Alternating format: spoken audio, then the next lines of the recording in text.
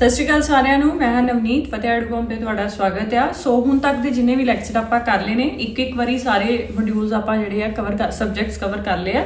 ਠੀਕ ਹੈ, ਸੋ ਉਹਨਾਂ ਦੀਆਂ ਜਿਹੜੀਆਂ PDF ਸੀਗੀਆਂ ਉਹ ਮੈਂ ਪਾ ਦਿੱਤੀਆਂ ਨੇ ਟੈਲੀਗ੍ਰਾਮ ਚੈਨਲ ਤੇ। ਸੋ ਟੈਲੀਗ੍ਰਾਮ ਚੈਨਲ ਜ਼ਰੂਰ ਜੁਆਇਨ ਕਰੋ ਕਿਉਂਕਿ ਡੇਲੀ ਦਾ ਜਿਹੜਾ ਨੈਕਸਟ ਡੇ ਦਾ ਟੌਪਿਕ ਹੁੰਦਾ ਆ ਐਡਵਾਂਸ ਦੇ ਵਿੱਚ ਪੈ ਜਾਂਦਾ ਕਿ ਕਿਹੜਾ ਟੌਪਿਕ ਦੇ MCQs ਆਪਾਂ ਕਰਨੇ ਆ। ਸੋ ਸਾਰਾ ਟਾਈਮ ਟੇਬਲ ਤੁਹਾਡਾ 28 ਜਨਵਰੀ ਤੱਕ ਦਾ ਉਹਦੇ ਤੇ ਮੈਂ ਪਾ ਚੁੱਕੀ ਹਾਂ ਸਬਜੈਕਟ ਵਾਈਜ਼।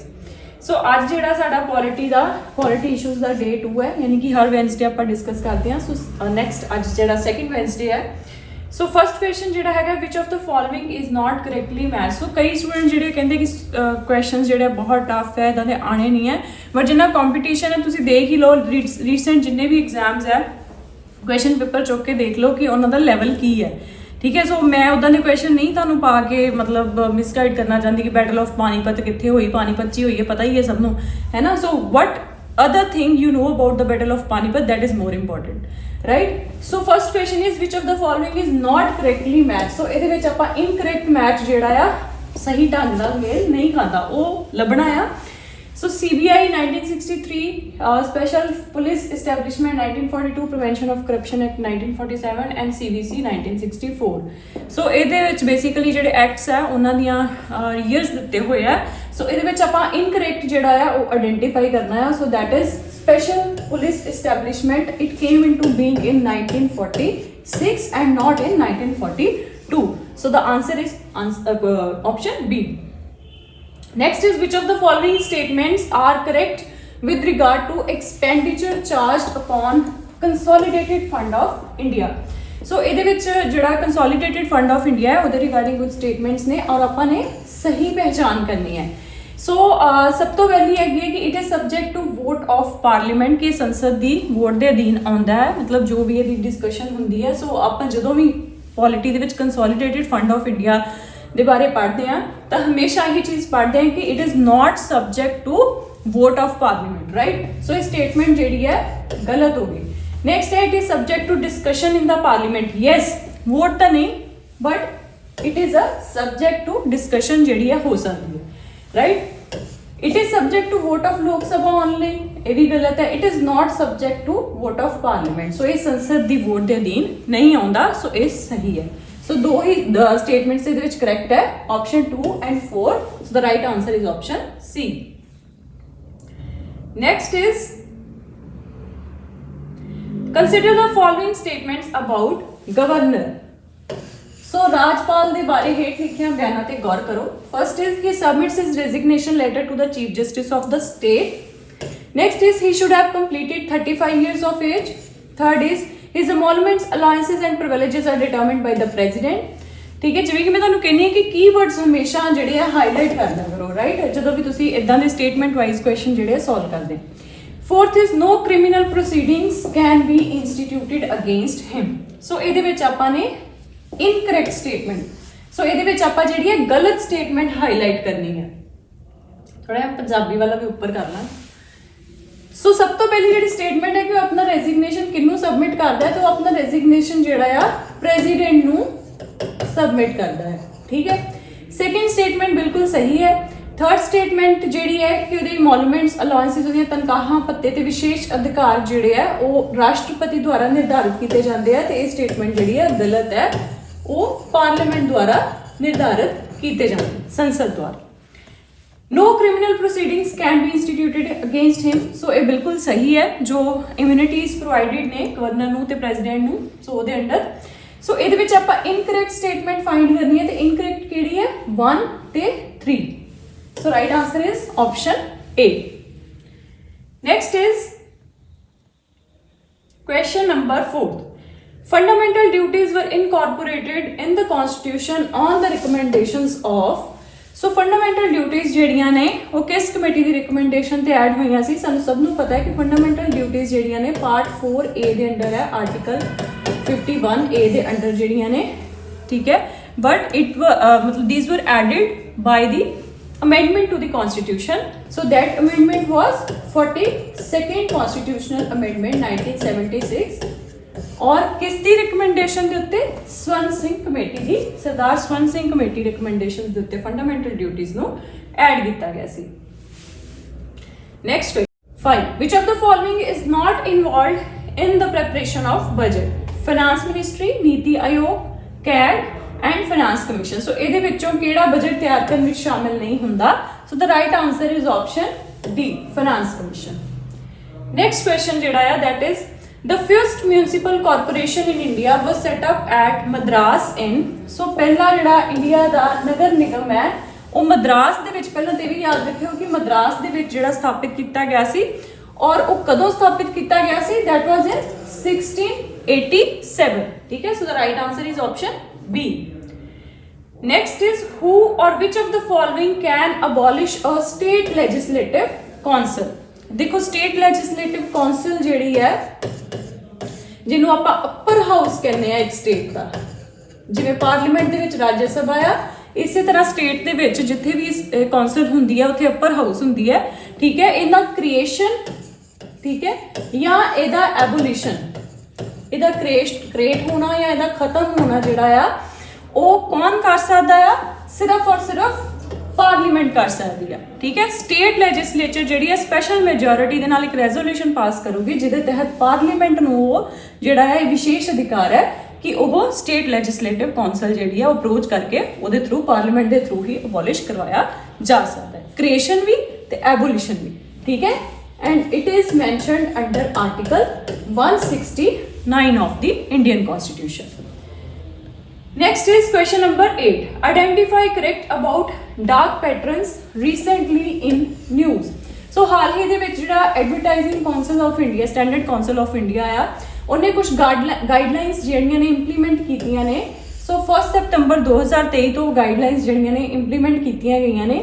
ਸੋ ਡਾਰਕ ਪੈਟਰਨ ਜਿਹੜਾ ਆ ਇਹ ਇੱਕ ਉਪਭੋਗਤਾ ਇੰਟਰਫੇਸ ਹੈ, ਠੀਕ ਹੈ, ਯੂਜ਼ਰ ਇੰਟਰਫੇਸ ਹੈ, ਜਿਹੜਾ ਕਿ ਮਤਲਬ ਇੱਕ ਤਰ੍ਹਾਂ ਦਾ ਮਤਲਬ ਸਾਨੂੰ ਜਿਹੜਾ ਵੀ ਇਹਨੂੰ ਮਤਲਬ ਇੰਟਰਨੈਟ ਤੇ ਕਈ ਐਡਸ ਇਹੋ ਜਿਹੀਆਂ ਆਉਂਦੀਆਂ ਨੇ ਨਾ, ਸਾਡੇ ਦਿਮਾਗ ਨੂੰ ਇੱਕ ਤਰ੍ਹਾਂ ਨਾਲ ਮੈਨੀਪੂਲੇਟ ਕਰਦੇ ਨੇ ਕਿ ਆਪਾਂ ਉਸ ਚੀਜ਼ ਨੂੰ ਬਾਏ ਕਰਨ ਦੇ ਵੱਲ ਮਤਲਬ ਹੋ ਜਾਂਦੇ ਆ। ਠੀਕ ਹੈ, ਐਨਕਰੇਜ ਹੋ ਜਾਂਦੇ ਆ।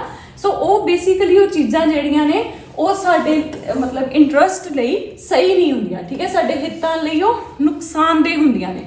ਸੋ ਜਿਸ ਤਰ੍ਹਾਂ ਕਿ ਇੱਕ ਐਗਜ਼ਾਮਪਲ ਦਿੱਤੀ ਹੋਈ ਹੈ, paying more than what was initially disclosed as an example of dark pattern. ਤੁਸੀਂ ਦੇਖਿਆ ਹੋਊਗਾ ਕਈ ਵਾਰੀ ਕਈ ਐਪਸ ਤੇ ਦਿੱਤਾ ਹੁੰਦਾ, ਬੜੀ ਮਹਿੰਗੀ ਜਿਹੀ ਚੀਜ਼ ਹੁੰਦੀ ਹੈ, ਜਿਵੇਂ ਮੰਨ ਲਓ ਕਿਸੇ ਬ੍ਰਾਂਡਡ ਕੋਈ ਬ੍ਰਾਂਡ ਹੀ ਹੈ, ਠੀਕ ਹੈ, ਉਹਤੇ ਰੇਟ ਲਿਖਿਆ ਹੋਊਗਾ ਜਸਟ ₹90, ਹੈ ਨਾ। ਜਦੋਂ ਆਪਾਂ ਉੱਤੇ ਕਲਿੱਕ ਕਰਦੇ ਹਾਂ, ਜਦੋਂ ਉਹਦਾ ਫਾਈਨਲ ਪ੍ਰਾਈਸ ਆਪਾਂ ਚੈੱਕਆਊਟ ਕਰਨ ਲੱਗੇ ਹਾਂ, ਪੇ ਕਰਦੇ ਹਾਂ, ਤੇ ਉਹ ਅਮਾਊਂਟ ਜਾ ਕੇ ਆਉਂਦਾ ਕੋਈ ਮਤਲਬ 2500 3000 ਦੇ ਲਾਂਗੇ ਜਾ ਕੇ। ਠੀਕ ਹੈ, ਸੋ ਉਹ ਇਹਦੀ ਡਾਰਕ ਪੈਟਰਨ ਦੀ ਹੀ ਇੱਕ ਐਗਜ਼ਾਮਪਲ ਹੈ। ਸੋ ਰੀਸੈਂਟਲੀ ਐਸਕਾਈ ਨੇ ਇਹਦੀਆਂ ਕੁਝ ਗਾਈਡਲਾਈਨਸ ਜਿਹੜੀਆਂ ਨੇ ਉਹ ਇਸ਼ੂ ਕੀਤੀਆਂ ਨੇ, ਜਿਹੜੀਆਂ 1 ਸਤੰਬਰ 2023 ਤੋਂ ਇੰਪਲੀਮੈਂਟ ਹੋਣਗੀਆਂ। ਸੋ ਰਾਈਟ ਆਨਸਰ ਇਜ਼ 1 2 3 ਸਾਰੀਆਂ ਹੀ ਸਟੇਟਮੈਂਟਸ ਜਿਹੜੀਆਂ ਨੇ ਕਰੈਕਟ ਨੇ। Next is the president of India is elected by an electoral college consisting of, देखो ਇਹ क्वेश्चन बहुत ਵਾਰੀ ਆਇਆ ਆ, बड़े पेपਰਾਂ ਦੇ ਵਿੱਚ ਆਇਆ ਆ। ਠੀਕ ਹੈ, ਸੋ ਇਹਦੇ ਵਿੱਚ ਜਿਹੜਾ ਆਨਸਰ ਸਹੀ ਹੈ, ਸਾਨੂੰ ਇਹ ਵੀ ਪਤਾ ਕਿ ਪ੍ਰੈਜ਼ੀਡੈਂਟ ਆਫ ਇੰਡੀਆ ਦੀ ਜਿਹੜੀ ਇਲੈਕਸ਼ਨ ਹੁੰਦੀ ਆ ਉਹਦੇ ਵਿੱਚ ਇਲੈਕਟਿਡ ਮੈਂਬਰਸ ਜਿਹੜੇ ਨੇ ਪਾਰਟਿਸਿਪੇਟ ਕਰਦੇ ਨੇ। ਠੀਕ ਹੈ, elected members of parliament and state legislative assemblies. ਹੁਣ ਇਹਦੇ ਵਿੱਚ ਜਿਹੜੀਆਂ ਬਾਕੀ ਦੇ ਆਪਸ਼ਨਸ ਜਿਹੜੀਆਂ members of parliament, state and legislature ਗਲਤ ਹੋ ਰਿਹਾ ਕਿਉਂਕਿ ਇਲੈਕਟਿਡ ਵਰਡ ਨਹੀਂ ਲਿਖਿਆ ਹੋਇਆ। ਦੂਸਰੀ ਗੱਲ, elected members of parliament and state legislatures ਲਿਖਿਆ ਹੋਇਆ ਆ। ਠੀਕ ਹੈ, ਦੈਨ ਉਸ ਤੋਂ ਬਾਅਦ ਸਟੇਟ ਲੈਜਿਸਲੇਚਰਸ ਦੇ ਵਿੱਚ ਜਿਹੜਾ ਆ ਦੋਵੇਂ ਚੀਜ਼ਾਂ ਹੀ ਆ ਜਾਂਦੀਆਂ ਆ। ਠੀਕ ਹੈ, ਅਸੈਂਬਲੀ ਵੀ ਤੇ ਕਾਉਂਸਲਸ ਵੀ। ਦੈਨ ਉਸ ਤੋਂ ਬਾਅਦ elected members of parliament and state legislative assemblies ਲਿਖਿਆ ਹੋਇਆ ਆ।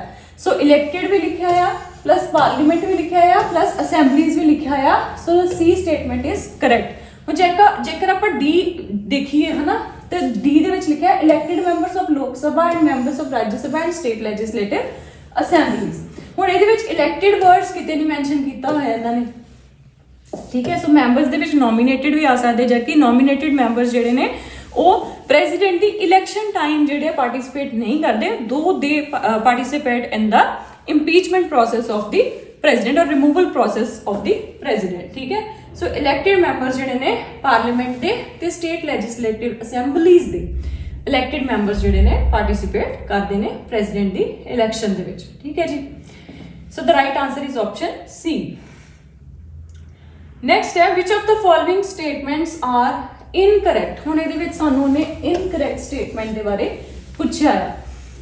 सो ਇਹਦੇ ਵਿੱਚ ਮਨੀ ਬਿੱਲ ਦੇ ਰਿਗਾਰਡਿੰਗ ਕੁਐਸਚਨ ਹੈ। So first statement is Raj Sabha can reject a money bill, ਕਿ Raj Sabha money bill reject ਕਰ ਸਕਦੀ ਹੈ। दूसरा Rajya Sabha can make recommendations on a money bill, recommendations ही देगी, ठीक है, सिफारिशां ही देगी। थर्ड इज राज्य Sabha can not reject a money bill, कि ओनू जिहड़ी है रद्द नहीं कर सकती मनी बिल नू। चौथा है कि Rajya Sabha should return the money bill to the Lok Sabha with in 14 days, कि राज्य सभा नू 14 दिन के अंदर अंदर जिहड़ा मनी बिल है ओनू लोक सभा नू रिटर्न करना है। पंजवा है कि Rajya Sabha can amend a money bill, कि ओनू जिहड़ी ਉਹਦੇ ਵਿੱਚ ਤਬਦੀਲੀਆਂ ਕਰ ਸਕਦੀ ਹੈ। सो हुण ਇਹਦੇ ਵਿੱਚ देखो अगर आप स्टेटमेंट 2, 3 ਤੇ 4 देखिए तो बिल्कुल सही है कि रिकमेंडेशंस दे सकदियां, बट ये लोक सभा ਦੇ ਉੱਤੇ है कि वो उन्हां रिकमेंडेशंस ਨੂੰ एक्सेप्ट करदा है कि नहीं करदा। और तीसरी ऑप्शन है कि वो रिजेक्ट नहीं कर सकते मनी बिल ਨੂੰ राज्य सभा, ये भी ठीक है। और ਉਹਨੂੰ ਜਿਹੜਾ ਆ ਲੋਕ ਸਭਾ ਨੂੰ 14 ਦਿਨ ਦੇ ਅੰਦਰ ਅੰਦਰ ਮਨੀ ਬਿਲ ਨੂੰ ਰਿਟਰਨ ਕਰਨਾ ਹੁੰਦਾ। ਸੋ ਤਿੰਨੇ ਹੀ ਸਟੇਟਮੈਂਟ ਸਹੀ ਨੇ। ਹੁਣ ਇਨਕਰੈਕਟ ਨੂੰ ਆਇਡੈਂਟੀਫਾਈ ਕਰਨ ਵਾਸਤੇ ਕਿਹਾ ਇੱਥੇ ਉਹਨੇ ਕੀ ਕਿਹਾ, ਰਿਜੈਕਟ। ਸੋ ਰਾਜ ਸਭਾ ਮਨੀ ਬਿਲ ਨੂੰ ਰਿਜੈਕਟ ਨਹੀਂ ਕਰ ਸਕਦੀ। ਇੱਕ ਹੋਰ ਗੱਲ, ਨਾ ਤੇ ਉਹ ਰਿਜੈਕਟ ਕਰ ਸਕਦੀ ਹੈ ਤੇ ਨਾ ਹੀ ਉਹ ਅਮੈਂਡ ਕਰ ਸਕਦੀ ਹੈ, ਠੀਕ ਹੈ। ਸੋ ਇਸ ਕਰਕੇ ਫਰਸਟ ਤੇ ਫਿਫਥ ਸਟੇਟਮੈਂਟ ਜਿਹੜੀਆਂ ਨੇ ਗਲਤ ਨੇ। So the right answer is option C. Next is so simply ਕਈ ਵਾਰ ਇਹ ਵੀ ਕੁਐਸਚਨ ਆ ਜਾਂਦਾ ਹੁੰਦਾ ਹੈ ਕਿ ਰਾਜ ਸਭਾ ਨੂੰ ਮਨੀ ਬਿਲ ਕਿੰਨੇ ਦਿਨਾਂ ਦੇ ਅੰਦਰ ਅੰਦਰ ਜਿਹੜਾ ਲੋਕ ਸਭਾ ਨੂੰ ਰਿਟਰਨ ਕਰਨਾ ਹੁੰਦਾ ਹੈ। So the answer is 14 days, ठीक है जी। नेक्स्ट है which of the following is not correct about finance commission. So finance commission जेड़ा आ it is constituted by president after every 5th year, ठीक है, सानू सब नू पता है। It is constituted under article 280, ठीक है जी। So it constituted at the expiration of every 5th year and it is constituted by the president of India, ठीक है। ये भी याद रखियो।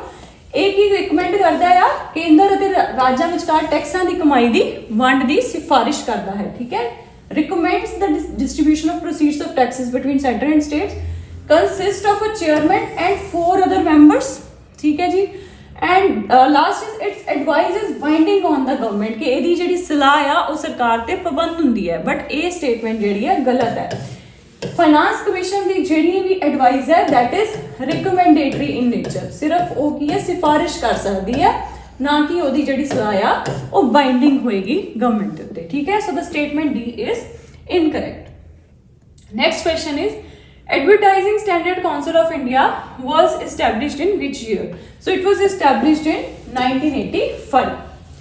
Next is identify correct about Central Board of Film Certification. So Central Board of Film Certification ਦੇ ਬਾਰੇ question ਹੈ। So एक statutory body है। statutory body ਦਾ ਮਤਲਬ ਹੁੰਦਾ ਆ ਕਿ it is established by an act, ਠੀਕ ਹੈ। ਸੋ ਐਕਟ ਦੇ ਅੰਡਰ ਜਿਹੜਾ ਹੈ ਇਹਨੂੰ established ਕੀਤਾ ਗਿਆ ਹੈ under Ministry of Information and Broadcasting। दूसरी स्टेटमेंट है it consists of non-official members and a chairman, all of whom are appointed by the central government, ठीक है जी। सो ਇਹਦੇ ਜਿਹੜੇ ਆ ਜਿੰਨੇ ਵੀ ਮੈਂਬਰਸ ਨੇ ਗੈਰ ਸਰਕਾਰੀ ਮੈਂਬਰ ਤੇ ਚੇਅਰਮੈਨ ਉਹ ਸਾਰੇ ਜਿਹੜੇ ਆ ਕੇਂਦਰੀ ਸਰਕਾਰ ਦੁਆਰਾ ਨਿਯੁਕਤ ਹੁੰਦੇ ਨੇ। ਸੋ ਦੋਨੋਂ ਹੀ ਸਟੇਟਮੈਂਟਸ ਜਿਹੜੀਆਂ ਨੇ ਕਰੈਕਟ ਨੇ, right answer is option C. Next is in which case supreme court recognized privacy as the fundamental right. So ये रिसेंटली मतलब 2-3 साल ही होया हजे, ठीक है, जिहदे विच सुप्रीम कोर्ट ने KS Puttaswamy versus union of India case दे विच प्राइवेसी नू फंडामेंटल राइट एज अ निर्धारित कीता सी, रिकॉग्नाइज कीता सी, पहचानिया सी। नेक्स्ट है sometimes in news general data, इत्थे डेटा आना है, ठीक है, जनरल डेटा प्रोटेक्शन रेगुलेशन जिहड़ी है it is related to which country और रीजन। सो बहुत बार ये क्वेश्चन जिहड़ा आउंदा है अलग अलग पेपरां दे विच। सो ये जिहड़े रूल्स ने general data protection regulation those are related to Europe. Next is recently government introduced 3 bills in the Lok Sabha to replace the existing criminal laws। इस ਵੇਲੇ ਸਾਡੇ ਜਿਹੜੇ ਆ ਇੱਕ ਇੰਡੀਅਨ ਐਵੀਡੈਂਸ ਐਕਟ ਚੱਲ ਰਿਹਾ ਆ, IPC ਚੱਲ ਰਿਹਾ, CRPC ਚੱਲ ਰਿਹਾ ਆ। ਸੋ ਉਹਨੂੰ ਤਿੰਨਾਂ ਨੂੰ ਰਿਪਲੇਸ ਕਰਨ ਲਈ ਬਿੱਲ ਜਿਹੜਾ ਲੋਕ ਸਭਾ ਦੇ ਵਿੱਚ ਲਿਆਂਦਾ ਗਿਆ ਆ। ਇੰਡੀਅਨ ਪੀਨਲ ਕੋਡ 1860 ਦੇ ਵਿੱਚ ਇਹਨੂੰ ਰਿਪਲੇਸ ਕਰਨ ਵਾਸਤੇ ਜਿਹੜਾ ਭਾਰਤੀ ਨਿਆਇ ਸੰਹਿਤਾ 2023 ਬਿੱਲ ਲਿਆਂਦਾ ਗਿਆ ਆ। CRPC code of criminal procedure 1973 ਨੂੰ ਰਿਪਲੇਸ ਕਰਨ ਲਈ ਭਾਰਤੀ ਨਾਗਰਿਕ ਸੁਰੱਖਿਆ ਸੰਹਿਤਾ 2023 ਲਿਆਂਦਾ ਗਿਆ। ਇੰਡੀਅਨ ਐਵੀਡੈਂਸ ਐਕਟ 1872 ਨੂੰ ਰਿਪਲੇਸ ਕਰਨ ਲਈ ਭਾਰਤੀ ਸਾਕਸ਼ਾ ਬਿੱਲ ਜਿਹੜਾ ਆ ਉਹ ਲਿਆਂਦਾ ਗਿਆ ਆ। ਸੋ ਤਿੰਨੇ ਹੀ ਸਟੇਟਮੈਂਟਸ ਜਿਹੜੀਆਂ ਨੇ ਸਹੀ ਨੇ। So the right answer is option D. Next is recently Parliament passed Constitution 106th Amendment Act 2023. So identify correct in this regard. So ये ਜਿਹੜਾ Amendment Act ਆ ਇਹ ਵੀ ਯਾਦ ਰੱਖਣਾ ਹੈ ਤੁਸੀਂ recently ਕਿ ਜਿਹੜਾ women ਹੈ ਉਹਨਾਂ ਨੂੰ ਲੋਕ ਸਭਾ ਤੇ state legislative assemblies ਦੇ ਵਿੱਚ 1/3 ਮਤਲਬ 33% ਰਿਜ਼ਰਵੇਸ਼ਨ ਦੇਣ ਵਾਸਤੇ ਬਿੱਲ ਜਿਹੜਾ ਲਿਆਂਦਾ ਗਿਆ ਆ। ਸੋ ਇਹਦੇ ਵਿੱਚ ਕੀ ਚੀਜ਼ਾਂ ਇਹਦੇ ਚ ਕੁਝ ਚੀਜ਼ਾਂ ਅਮੈਂਡ ਹੋਈਆਂ, ਕੁਝ ਨਵੇਂ ਆਰਟੀਕਲਸ ਇਨਸਰਟ ਹੋਏ ਨੇ। ਆਰਟੀਕਲ 239AA ਜਿਹੜਾ ਕਿ ਨਿਊ ਦਿੱਲੀ ਨਾਲ ਰਿਲੇਟਡ ਹੈ। ਸੋ 239AA ਜਿਹੜਾ ਆ ਇਹਨੂੰ ਅਮੈਂਡ ਕੀਤਾ ਗਿਆ ਆ ਔਰ ਇਹਦੇ ਵਿੱਚ ਜਿਹੜੀ NCT ਦੀ ਲੈਜਿਸਲੇਟਿਵ ਅਸੈਂਬਲੀ ਹੈ, ਸੋ ਦੋ ਹੀ UTs ਹੈ ਜਿਨ੍ਹਾਂ ਦੇ ਲੈਜਿਸਲੇਟਿਵ ਅਸੈਂਬਲੀ ਹੈ, that is Delhi and Puducherry. So Delhi ਦੀ ਲੈਜਿਸਲੇਟਿਵ ਅਸੈਂਬਲੀ ਦੇ ਵਿੱਚ 33% ਰਿਜ਼ਰਵੇਸ਼ਨ ਵੂਮਨ ਨੂੰ ਦੇਣ ਲਈ ਇਹ ਜਿਹੜਾ ਆਰਟੀਕਲ ਹੈ ਇਹਨੂੰ ਅਮੈਂਡ ਕੀਤਾ ਗਿਆ ਆ। 3 ਨਵੇਂ ਆਰਟੀਕਲਸ ਜਿਹੜੇ ਨੇ ਹੋਰ ਐਡ ਕੀਤੇ ਗਏ ਨੇ 330A 332A and 334A। So 330A ਤੇ 332A 330A ਦੇ ਵਿੱਚ ਜਿਹੜਾ ਲੋਕ ਸਭਾ ਦੇ ਵਿੱਚ ਰਿਜ਼ਰਵੇਸ਼ਨ ਦਿੱਤੀ ਜਾਏਗੀ 33% ਔਰ 332A ਦੇ ਵਿੱਚ ਹਰ ਇੱਕ ਸਟੇਟ ਦੀ ਸਟੇਟ ਲੈਜਿਸਲੇਟਿਵ ਅਸੈਂਬਲੀ ਦੇ ਵਿੱਚ ਰਿਜ਼ਰਵੇਸ਼ਨ ਜਿਹੜੀ ਹੈ ਦਿੱਤੀ ਜਾਏਗੀ। ਠੀਕ ਹੈ, ਸੋ ਤਿੰਨੇ ਹੀ ਸਟੇਟਮੈਂਟਸ ਜਿਹੜੀਆਂ ਨੇ ਸਹੀ ਨੇ। Then next is recently 5 political parties of which country have signed a code of conduct agreeing to limit the use of artificial intelligence in their campaign for the federal elections। so ਹਾਲ ਹੀ ਦੇ ਵਿੱਚ ਜਿਹੜਾ ਹੈ ਕਿਸ ਦੇਸ਼ ਨੇ ਦੀਆਂ 5 ਰਾਜਨੀਤਿਕ ਪਾਰਟੀਆਂ ਨੇ ਸੰਘੀ ਚੋਣਾਂ ਲਈ ਆਪਣੀਆਂ ਮੁਹਿੰਮਾਂ ਵਿੱਚ ਆਰਟੀਫੀਸ਼ੀਅਲ ਇੰਟੈਲੀਜੈਂਸ ਦੀ ਵਰਤੋਂ ਨੂੰ ਸੀਮਿਤ ਕਰਨ ਲਈ ਰਿਸਟ੍ਰਿਕਟ ਕਰਨ ਲਈ ਜਿਹੜੀ ਹੈ ਚੋਣ ਜ਼ਾਬਤੇ ਦੇ ਦਸਤਖਤ ਕੀਤੇ। So that is Switzerland. ਠੀਕ ਹੈ, next is recently 108 migrants from Pakistan awarded citizenship in which state of India। so 108 migrants ਜਿਹੜੇ ਪਾਕਿਸਤਾਨੀ ਹੈ ਉਹਨਾਂ ਨੂੰ ਗੁਜਰਾਤ ਦੀ ਸਟੇਟ ਦੇ ਵਿੱਚ citizenship ਮਿਲੀ ਹੈ।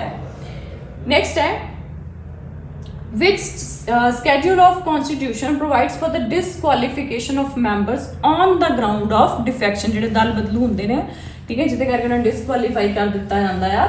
ਸੋ ਕਿਸ ਬੇਸਿਸ ਦੇ ਉੱਤੇ, ਮਤਲਬ ਕਿਹੜੇ ਸਕੇਡਿਊਲ ਦੇ under? So that is 10 schedule. ਜਦੋਂ ਵੀ ਮੈਂ ਤੁਹਾਨੂੰ ਕਹਿੰਦੀ ਹਾਂ ਪੋਲਿਟੀ ਦੇ ਕੁਐਸਚਨ ਆਪਾਂ PPSC ਦੇ PYQ ਸਾਰੇ ਡਿਸਕਸ ਕੀਤੇ ਨੇ, ਉਹਦੇ ਵਿੱਚ ਵੀ ਮੈਂ ਤੁਹਾਨੂੰ ਕੁਝ ਚੀਜ਼ਾਂ ਕਹੀਆਂ ਸੀਗੀਆਂ ਕਿ ਜਿਹੜੀਆਂ ਤੁਸੀਂ ਪੜ੍ਹਨੀਆਂ ਹੈ ਬਿਫੋਰ ਐਵਰੀ ਐਗਜ਼ਾਮ। ਉਹ ਹੈਗੇ ਆ ਫੰਡਾਮੈਂਟਲ ਰਾਈਟਸ ਦੇ ਜਿਹੜੇ ਆਰਟੀਕਲਸ ਨੇ, ਫੰਡਾਮੈਂਟਲ ਡਿਊਟੀਜ਼ ਪੜ੍ਹਨੀਆਂ ਨੇ, ਠੀਕ ਹੈ, ਕਿਸ ਪਾਰਟ ਦੇ ਅੰਡਰ ਆਉਂਦੀਆਂ ਨੇ, ਕਿਸ ਆਰਟੀਕਲ ਦੇ ਅੰਡਰ ਆਉਂਦੀਆਂ ਨੇ। ਦੈਨ ਉਸ ਤੋਂ ਬਾਅਦ ਜਿੰਨੇ ਵੀ ਸਕੇਡਿਊਲਸ ਨੇ ਸਭ ਸਾਰੇ ਦੇ ਸਾਰੇ ਪੜ੍ਹਨੇ ਆ, ਯਾਦ ਕਰਨੇ ਆ। ਠੀਕ ਹੈ, ਫਿਰ ਉਸ ਤੋਂ ਬਾਅਦ ਜਿਹੜੇ ਇੰਪੋਰਟੈਂਟ ਬੋਡੀਜ਼ ਨੇ, ਠੀਕ ਹੈ, ਕਨਸਟੀਟਿਊਸ਼ਨਲ ਬੋਡੀਜ਼ ਨੇ, ਜਿਵੇਂ ਕੈਗ ਹੋ ਗਿਆ, UPSC ਹੋ ਗਿਆ, ਠੀਕ ਹੈ, ਇਲੈਕਸ਼ਨ ਕਮਿਸ਼ਨ ਹੋ ਗਿਆ, ਉਹਨਾਂ ਦੇ ਆਰਟੀਕਲਸ ਵਗੈਰਾ। ਠੀਕ ਹੈ, ਦੈਨ ਉਸ ਤੋਂ ਬਾਅਦ ਜਿਹੜੀਆਂ ਲਿਸਟ ਨੇ ਕੰਕਰੈਂਟ ਸਟੇਟ ਤੇ ਯੂਨੀਅਨ, ਉਹਨਾਂ ਦੇ ਵਿੱਚ ਕਿਹੜੇ ਕਿਹੜੇ ਆਉਂਦੇ ਨੇ ਸਬਜੈਕਟਸ। ਪੰਚਾਇਤਸ ਐਂਡ ਮਿਊਨਿਸਪੈਲਿਟੀਜ਼ ਦੇ ਵਿੱਚ ਜਿਹੜੀਆਂ ਸਬਜੈਕਟ ਆਈਟਮਸ ਨੇ ਉਹ ਕਿਹੜੀਆਂ ਨੇ, right. Then important constitutional amendments ਜਿਹੜੀਆਂ ਤੁਸੀਂ ਕਰਨੀਆਂ ਨੇ, ਰਾਈਟ। DPSP ਜਿਹੜੇ ਹੈ ਔਰ ਗਾਂਧੀਅਨ ਲਿਬਰਲ ਔਰ ਕਿਹਨੂੰ ਕਹਿੰਦੇ ਆ, ਇੱਕ ਹੁੰਦੇ ਨੇ ਗਾਂਧੀਅਨ ਇੰਟੈਲੈਕਚੁਅਲ ਲਿਬਰਲ ਤੇ ਇੱਕ ਜਿਹੜੇ ਹੋਰ ਸੀਗੇ, ਚਲੋ ਮੈਨੂੰ ਮਾਈਂਡ ਚੋਂ ਭੁੱਲ ਗਿਆ। ਸੋ ਉਹ ਕਿਹੜੇ ਹੈਡਿੰਗ ਦੇ ਅੰਦਰ ਕਿਹੜੇ ਆਉਂਦੇ ਨੇ, ਠੀਕ ਹੈ। ਉਹ ਵੀ ਸਾਰੇ ਜਿਹੜੇ directive principals of state policy ਤੁਹਾਨੂੰ ਪਤਾ ਹੋਣਾ ਚਾਹੀਦਾ। ਪਰ ਉਹਦੇ ਵਿੱਚ ਇਹ ਵੀ ਹੈ ਨਾਲ ਕਿ ਜਿਹੜੇ ਅਮੈਂਡਮੈਂਟਸ ਦੇ ਥਰੂ, ਜਿੱਦਾਂ 42nd ਅਮੈਂਡਮੈਂਟ ਐਕਟ ਦੇ ਨਾਲ ਕੁਝ DPSP ਇਨਕਲੂਡ ਹੋਏ ਨੇ, ਉਹ ਵੀ ਤੁਹਾਨੂੰ ਪਤਾ ਹੋਣਾ ਚਾਹੀਦਾ। ਔਰ ਕੁਝ ਜਿਹੜੇ ਆ ਉਹ ਅਦਰ ਦੈਨ ਦੋ 350A 350 ਦੇ ਬਾਹਰ ਵੀ ਆਉਂਦੇ ਨੇ DPSP ਜਿਹੜੇ, ਉਹ ਵੀ ਤੁਹਾਨੂੰ ਪਤਾ ਹੋਣੇ ਚਾਹੀਦੇ ਆ। ਠੀਕ ਹੈ, ਸੋ ਇਹ ਮੋਟੀਆਂ ਚੀਜ਼ਾਂ ਜਿਹੜੀਆਂ ਤੁਹਾਡੀਆਂ ਟਿਪਸ ਤੇ ਹੋਣੀਆਂ ਚਾਹੀਦੀਆਂ ਆ ਜਦੋਂ ਤੁਸੀਂ ਪੋਲਿਟੀ ਪੜ੍ਹਦੇ ਆ। ਬਹੁਤ ਸਾਰੀਆਂ ਚੀਜ਼ਾਂ ਜਿਹੜੀਆਂ ਬੇਸਿਕ ਜੀਆਂ ਆਪਾਂ ਛੱਡ ਜਾਂਦੇ ਆ, ਜਿਨ੍ਹਾਂ ਚੋਂ ਮਤਲਬ ਬਹੁਤ ਜ਼ਿਆਦਾ ਪੇਪਰ ਆਉਂਦਾ ਆ। ਠੀਕ ਹੈ, ਸੋ ਇਹ ਚੀਜ਼ਾਂ ਨੂੰ ਜਿਹੜਾ ਆਪਣੇ ਟਿਪਸ ਤੇ ਜ਼ਰੂਰ ਕਰੋ। ਔਰ ਇੱਕ ਜਿਹੜਾ ਪਾਰਲੀਮੈਂਟ ਵਾਲਾ ਚੈਪਟਰ ਆ, ਸਟੇਟ ਲੈਜਿਸਲੇਚਰ ਵਾਲਾ ਚੈਪਟਰ ਹੈ, ਉਹ ਤੇ ਮਤਲਬ ਉਹਨੂੰ ਤਾਂ ਤੁਸੀਂ ਖਾਈ ਪੀ ਜਾਓ। ਠੀਕ ਹੈ, ਮੈਂ ਤਾਂ ਇਹੀ ਕਹੂੰਗੀ। ਸੋ ਉਹ ਬਹੁਤ ਜ਼ਿਆਦਾ ਕੁਐਸਚਨ ਉਹਦੇ ਵਿੱਚੋਂ ਜਿਹੜੇ ਆ ਆਉਂਦੇ ਆ। ਇੱਕ ਪ੍ਰੈਜ਼ੀਡੈਂਟ ਹੋ ਗਿਆ, ਇੱਕ ਪਾਰਲੀਮੈਂਟ ਤੇ ਸਟੇਟ ਲੈਜਿਸਲੇਚਰ ਵਾਲਾ ਚੈਪਟਰ ਹੋ ਗਿਆ। ਜੇ ਪਾਰਲੀਮੈਂਟ ਵਾਲਾ ਤੁਸੀਂ ਕਰ ਲਿਆ, ਸਟੇਟ ਲੈਜਿਸਲੇਚਰ ਵਾਲਾ ਜਿਹੜਾ it's not a big deal for you. So that was all for today. ਕੱਲ ਦਾ ਜੋ ਵੀ ਟੌਪਿਕ ਹੋਏਗਾ ਉਹ ਮੈਂ ਟੈਲੀਗ੍ਰਾਮ ਸ਼ੇਅਰ ਕਰ ਦਾਂਗੀ। Thank you very much.